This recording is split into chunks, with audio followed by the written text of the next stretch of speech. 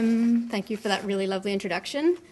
I sort of like the way you described my very long path into my current position as in sort of nice terms rather than I'm just kind of slow at getting to where I am now. But basically, I just want to tell you a little bit about what I do now and how I got here, because it was a bit of a path, what I learned at Glendon and the lessons that I use today in my day-to-day life, and just, I guess, how to sort of find a job when you graduate, because as Andrew mentioned, the demand is really, it tends towards translation from English into French, and so sometimes it can be a bit of a struggle to find a home as a translator from French into English. When you graduate, you're sort of looking around, and there aren't that many jobs, sort of straight jobs as a French to English translator.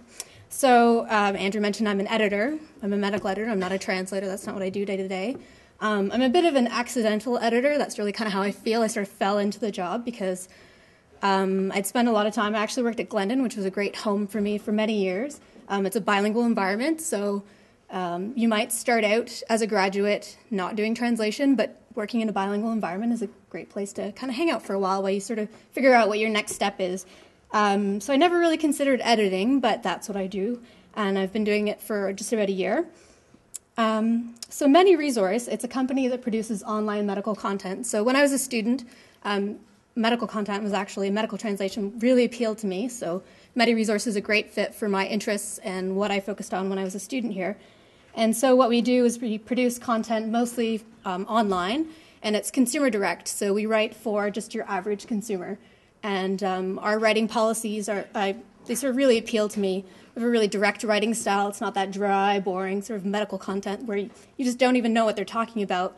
Really, one of our goals is to engage patients to take control of their health and if they have chronic diseases. So it's really interesting.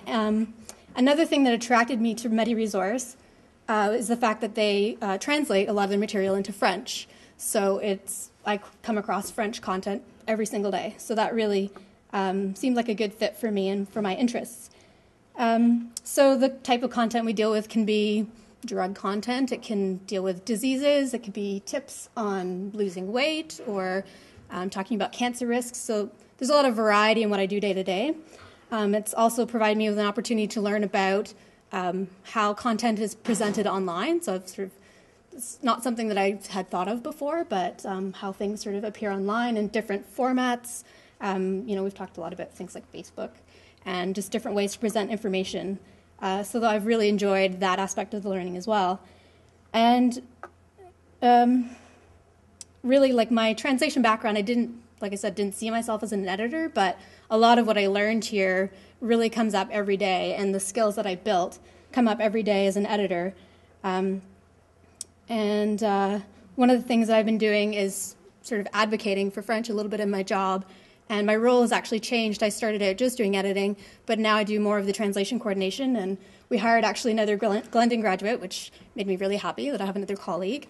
And she was actually in the English to French stream, so she and I actually complement each other really well and have been able to take on the responsibility of the French content, provide a little bit of direction, advocate for translation, advocate for quality and standards, and also we've integrated a translation software into the day-to-day work and how we produce our content in French. And so for me, that's been really fantastic and learning and also being very useful, because when I started that job, coming from a translation background, I felt a little bit like an imposter. Like at any moment, the jig would be up, they would kick me out.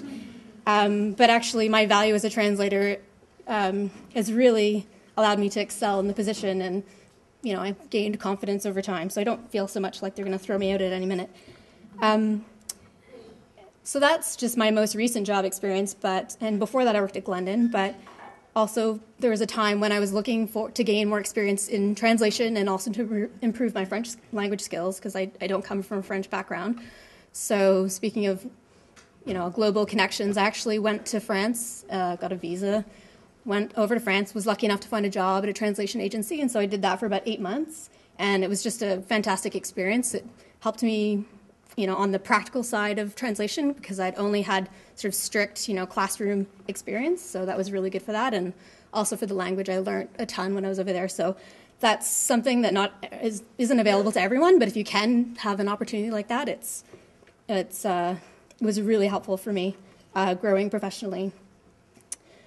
So I'm an editor day to day, but I also, like a lot of people, like some of my fellow graduates, I freelance on the side. It's nice to have a day job because that pays the bills, and then the freelancing is just to kind of keep my foot in the door because I don't want to give up translation and I want to keep up my skills and keep learning on that side of things. So I've been working with a couple of companies in France and some companies here in Canada and just sort of building connections that way. So that's a little bit about what I do. I have been at Glendon, or was at Glendon for a really long time. I did the BA program and then I ended up doing the master's program very slowly, but eventually finished. The MA was maybe more like a stalling tactic because I really didn't know what I wanted to do when I finished the undergraduate program. But I was able to take more courses in different areas and learn more stuff about marketing and subtitling and more about terminology. So some of you might be thinking about the master's. I really benefited from it and learned a lot more. So some of the lessons that I learned at Glendon, there are actually a lot, and they kind of creep up on me in my day-to-day. I'm not always aware of it, but there are certainly things that stuck out, like certain lessons that I'd learned. Certain catchphrases, I don't know if the professors that said them ever really thought of them that way, but I still remember the professor and remember the moment in class. So a few of the lessons that I learned, if you can't be right, don't be wrong. That was Professor Seguino. I love that lesson. It fits in so many contexts. But the way that she explained it is, you just don't always get enough context in your work, whether you're translating, whether you're editing. And so you kind of have to make a judgment. But if you're going to make a judgment, don't make one that's wrong. Don't imagine a scenario and, fill in your own blanks. You have no blanks, You kind of have to work it out yourself and use your best judgment, but don't be wrong. Whatever you do, don't be wrong. So I love that. So that's a chance for a little bit of creativity, but not too much creativity. Another great lesson was translation starts with reading. So sometimes you can sort of tend to focus, again, just a little bit too narrow, and you really need to look at the bigger picture because the bigger picture is really important to whatever text you're working with. And so you might miss that, but also reading because you might find lots of mistakes. Never assume that your starting text is going to be perfect because that's certainly not the case. And we talk about this always at Alumni Night, but the importance of networking is another great lesson. So the students that sit in the classroom next to you today might be your collaborators of the future. I still work with two of my fellow students. The three of us will sometimes join and work on a big project, or they were the people that I called on early on when I started freelancing. I'm really stuck on something. Can you help me? Do you have any ideas? Or when I started, I wanted somebody to proofread my work. So I sort of begged a lot of favors from friends and had them proofread my work. And that was a great learning experience and also kind of helped put my mind at ease when I was delivering work to clients. And research is another key lesson that I learned at Glendon that I take with me everywhere, no matter what, and especially terminological research. So terminology was a great course. It's so important, and it's not just the research you do for your job, but just your everyday reading, every little scrap of knowledge that you pick up is going to come back to you some way or another, So I thought that was a really great lesson to have learned. And this was a hard lesson to learn, but doubt yourself. It was kind of hard because when you graduate, you already have a lot of self-doubt, so it kind of seems like piling on more, doubt on top of doubt. But, it kind of forces you to do your research, do your sort of due diligence, to use your network. And so a little bit of doubt can be a good thing when you're a translator, to not assume that you know what's going on, to do that extra research. So those are just a few of the lessons that I learned, and then to sort of draw my lessons and my experience together. Basically, what you learn in the translation program might not take you necessarily to a translation job, but those skills can be used in other fields. And basically, it sort of led me to a career path that I'd never really thought about. And I still translate, and I might end up with a full-time translation job. But when I was interviewing for this job, I was actually also interviewing for a full-time translation job. And I sort of thought about where I was in my career and really kind of getting started, and what did I want my day-to-day life to look like. And so I ended up actually turning down the translation job and going with the editor job because I wanted something that was going to provide me with a bit more variety, more opportunity to learn, and also was a smaller company where I would have an impact on the English and the French, and have an impact on sort of how the two languages interact in our company. And becoming an advocate was actually a really great experience for me. So I think that the point of the education that you get at Glendon, it's not just, don't think of it just as a translation education, but really think of it as an education in languages.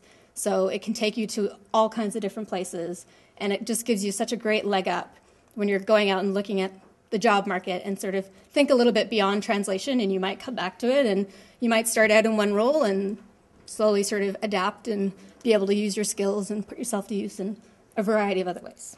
So I think that's enough lessons for now. Yeah.